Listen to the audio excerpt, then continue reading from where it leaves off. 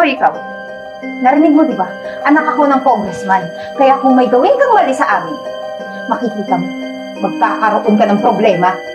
Kaya ano ngayon kung anak ka ng congressman? Ay! Tingin mo, natatakot ako. Ay! Oh my God! Ano ngayon? Ma'am, bakit? Ano yung ayaw niyo dyan, ha? Ang pangit ng lasa kasi pangit mo! Sir? Ano po yung order? Oh, ikaw pala yan, sir.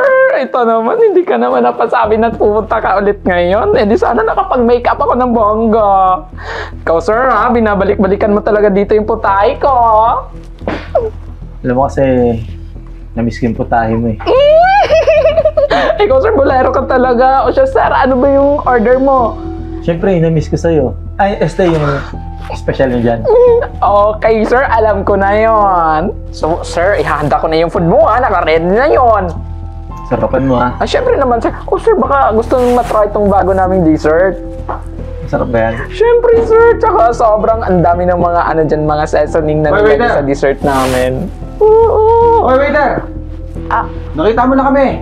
Hindi pa kami pinapansin Sir, pasensya na po, kasi kausap ko po kasi si Sir kanina. Ay, ngayon na pala. Hindi ko agad kayo napansin. Sorry na po. Sige na, punta mo na. Ma'am, sorry na po talaga, mama. Pasensya na po. I'm sorry.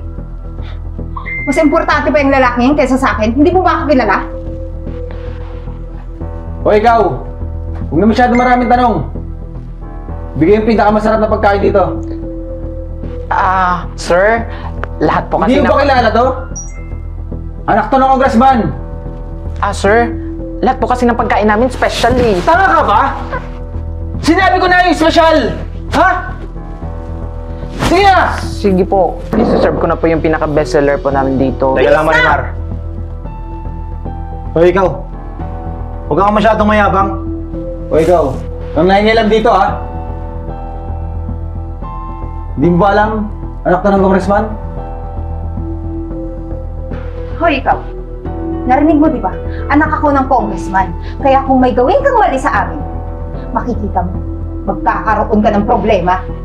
Kaya ano ngayon kung anak ka ng congressman? Ay! Tingin mo, natatakot ako. Hoy, pare-parehas lang tayo dito Pare-parehas na customer dito. Nagbabayad naman ako Tsaka di nyo kailangan mamaliit. Ano, porque waitress lang to? Hoy, tumigil ka na! Baka may puto ko sa iyo to. Upo ka na doon.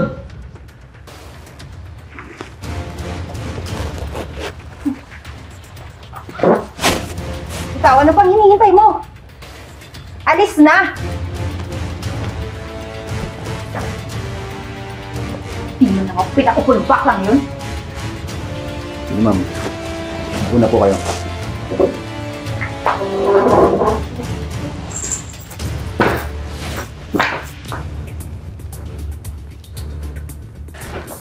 Ito yung order ko. Mag-iisang oras na, wala pa. I-check mo nga doon, Brian. Hoy, waiter! Kanina pa yan Ma'am, ito na po yung order nyo. Ito po yung pinaka-bestseller po namin dito. Tsaka sobrang sarap po niya. Sigurado po ako na magugustuhan niyo po yan. Pag ito hindi masarap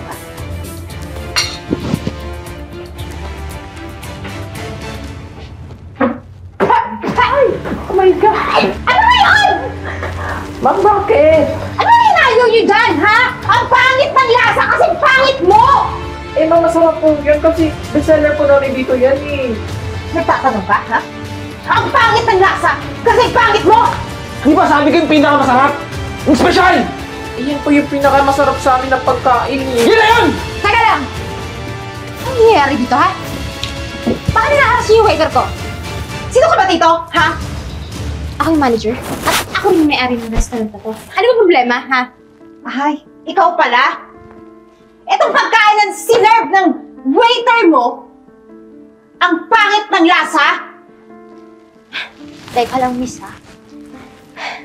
Hindi pwedeng mag-serve ng hindi masarap dito yung mga staff ko. Dahil mataas yung review ng restaurant namin at never pang nangyari na may ganyang problema sa loob ng restaurant ko. Talaga? Anak ako ng congressman. At naiinsulto ako sa sinerve niyang pagkain. Sabi ng bodyguard ko, yung espesyal. Ano to? Anong nilagay niyo dyan, ha? Kinulang ba kayo sa mga... Wala akong nakikita problema. Baka naman, miss, hindi ka nag-toothbrush. Kaya ganyan yung panlasa mo. Huwag mo akong pagsaltaan ng ganyan, ha? Hindi ko to babayaran kasi hindi to para sa akin itong paglasang to! Eh, hindi naman tama yan. Pinaghihirapan ng mga staff ko yung sinerve nila sa'yo. Kaya dapat lang na magbayad ka. Ayoko. Narinig mo? Ma'am, eto po pala yung bill niya. Bayaran mo yan. Ito? Hindi ko itong babayaran. Ganun. Yan! Maganda yung review niyo? Hindi maganda! Ang pangit kasi pangit ng mga staff niyo dito pati ng servisyo niyo!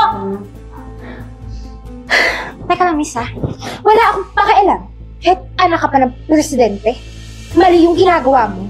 Kaya dapat managot ka. Kung hindi ka magbabayad, magbayad ka sa ibang paraan. Teka lang, ha? Hintayin mo ako. Ma'am, excuse lang po atin. Tawag na po kasi ako ng customer. Sige na, hingin ka na rin pasensya dun, ha?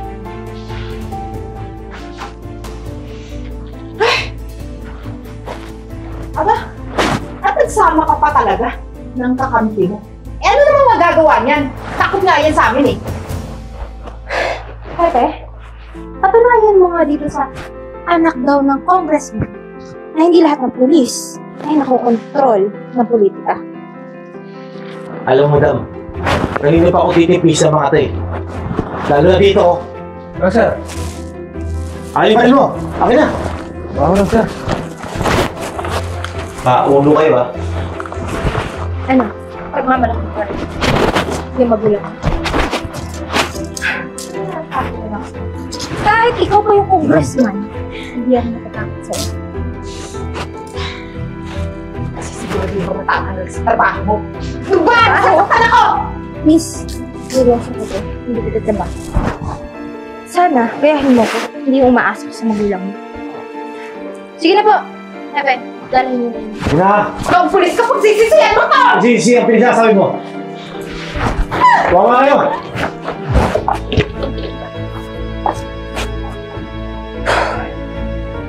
Mga malengke lang tayo, Marimar. Talaga nagbihis ka pa. Hayaan mo naman, minsan lang naman to eh. Pwede ka naman malengke na naka-uniform ng pang-waitress mo eh. Anyway, kompleto ba itong listahan ng mga kulang sa restaurant? Ay, yes ma'am, kompleto na yan. Ako pa ba? Walang labis, wala kulang. Good morning, ma'am. Ay, Naglalakad kayo, eh. Gusto mo, ihatid ko na kayo. Ay, hindi na, Hepe. Malapit lang naman yung palengke. Salamat nga pala. Kung di dahil sa'yo, naku. Baka araw-araw kami guguluhin ng anak ng congressman na yan. Ay, taro ka dyan, ma'am. Nako, ma'am. Ginagawa ko lang naman yung trabaho ko. Eh, ano bang balita dun sa babaeng mo? Ay, ma'am! Hindi mo pa ba alam, ma'am? Trending na sila sa buong Pilipinas! Dahil sa mga kabastusan na pinaggagawa nila sa restaurant. Sa totoo niyan, ma'am, sobrang nagalit yung tatay niya, si congressman. Eh, tama lang yun. Hindi dapat na ginagamit niya yung posisyon ng tatay niya sa pansarili niyang interes. Alam mo, parusa binigay sa kanya. Ayun, no? Nagwawalis. Diba? Yung dalawa. Inutusan kasi ni congressman si Mayor na gawing street sweeper muna sila ng 3 buwan para magtino at matuto. Eh, dapat lang sa kanila yan. Siya, sige na. Hepe, mga malengke pa kami. Tara, punta natin yung dalawa. Ano mga asal? Tara naman, punta natin. Kakausapin ko lang. Sige na, sige na. Thank you, sir! Yan, Brian, ayusin mo! Tapusin mo yan lahat, ha? Hindi ako Oo, ma'am. gagawa niyan. Nakita Anak akong natin. congressman. Ayoko magkakali yung kamay ko. Abisala, mga pasneya! Ayan, bagay na bagay sa inyo yung mga uniform nyo. Sana yung pinagsasabi mo dating anak ka ng congressman, ha? Nagbibidyo ka ng bakla ka, ha? Gusto mo na namang mapahiya ako sa buong mundo? Ayaw mo nun? Magbabiral ulit kayo ng 2 beses na.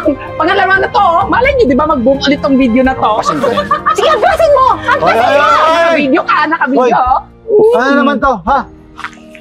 Kayo, ha? Ikaw, Eden. Di ka pa nadala? Eh, pagsabihan mo yan, nagbibideo! O, Eden. Gawin niyo na yung trabaho niyo dyan. O baka naman gusto niyo, dagdagan ko pa yung trabaho niyo. Ang dami pang kalat, oh. Magbago ka na, yung ugali mo, ha? Sige na po. Mauna na kayo. At babantayan ko itong mga to. Sige na, Hepe. Mamalengke lang kami. Sir, alis na kami ha. So paano guys? Alis na kami ha. Linisin niyo yung buong barangay dito. Ayusin niyo. Arigato. Sige na, sige na, sige na. Ito na, Trabaho ito na. kayo. Wala ba kami pahinga, Epe? Maambo, no? Gusto mong pahinga? O, dun tayo sa kabilang street. Pagkatapos na dyan. Bilisan nyo! Brian, anuhin mo na.